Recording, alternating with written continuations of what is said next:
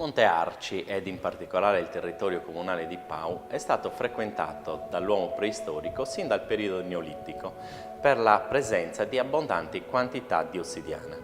Questo prezioso vetro vulcanico, originatosi dalle eruzioni di circa 3 milioni e mezzo d'anni fa, ha condotto le popolazioni preistoriche a frequentare e ad abitare questo territorio. Il Museo dell'Ossidiana racconta la vicenda di trasformazione che la materia prima ossidiana ha subito da parte dell'uomo dallo stato geologico, e cioè di materia grezza, allo stadio di semilavorato, che è quello documentato appunto nel processo di trasformazione qui sulle officine del Monte Arci.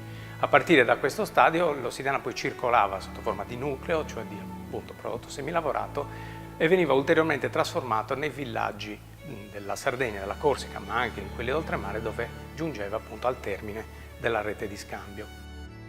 Una visita al Museo dell'Ossidiana è un'esperienza che attraversa la storia della nostra isola e che va a ricercarne le radici veramente in profondità.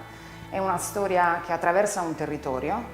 È importante perché il Museo dell'Ossidiana non perde mai di vista il rapporto col territorio che lo circonda.